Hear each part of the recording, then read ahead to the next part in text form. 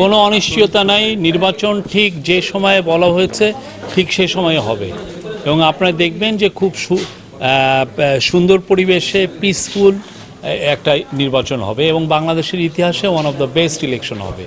Professor Yunus এটা বারবার বলছেন, আমরা আবারও বলি নির্বাচন নিয়ে কোনো ধরনের কোনো অনিশ্চয়তা নাই।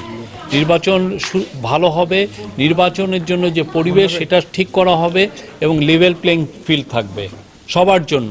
যে কোনো ক্যান্ডিডেট বলতে পারবেন না যে না তার প্রতি অন্যায় করা হচ্ছে বা তাকে তার যে এই ফিল্ডটার লেভেল নাই, সে এই পরিবেশ পাচ্ছেন না।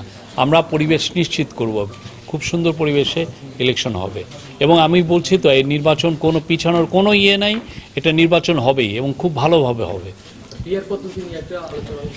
এটা হচ্ছে এটা ন্যাশনাল মানে কনসেনসাস কমিশনের সাথে পলিটিক্যাল পার্টিগুলোর সাথে কথা হচ্ছে।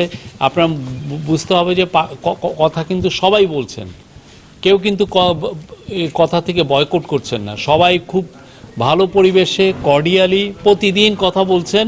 অন্যান্য অনেক দেশে এই সমস্ত কথা 2, 3, 4 বছর লেগে যায়, সেখানে আমাদের পার্টিগুলো যেই ধরনের সিনসিয়ারিটি শো করছেন, যার ফলে দেখেন খুব দ্রুত অনেক বিষয়ে ঐক্যমত্য পৌঁছানো হচ্ছে।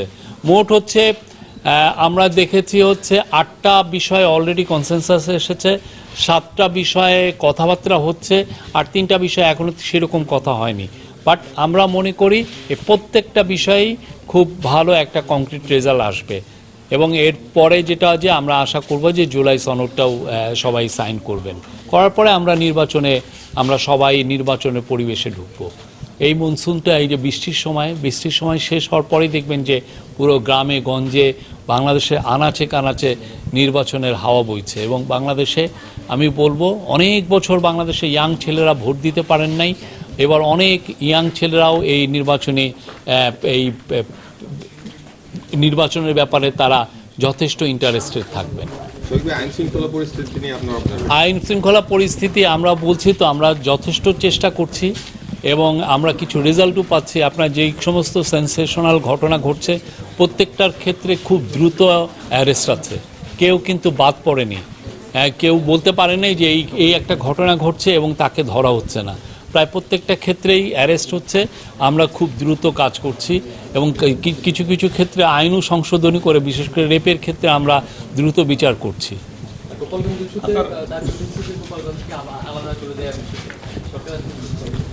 এগুলো না, সরকারের এরকম কোনো প্ল্যান নেই। গোপালগঞ্জের মানুষ, বাংলাদেশের মানুষ সবাই একই মানুষ, হ্যাঁ, কারো প্রতি এই গভর্নমেন্ট ডিসক্রিমিনেট করে না। হ্যাঁ, আমরা মনে করি সবার প্রতি এই গভর্নমেন্ট একইভাবে সুবিচার করছেন।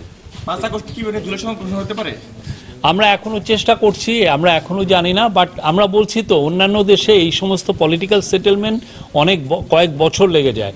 সেখানে আমাদের পলিটিক্যাল পার্টি তারা খুবই প্রতিদিনই প্রায় বসে তারা কথাবার্তা বলছেন এবং আমরা আশা করেছি যে সমস্ত বিষয় এখনও ঐক্যমত্য হয়নি সেই সমস্ত বিষয়ে একটা পার্টিগুলোর মধ্যে এক ধরনের ঐক্যমত্য হবে।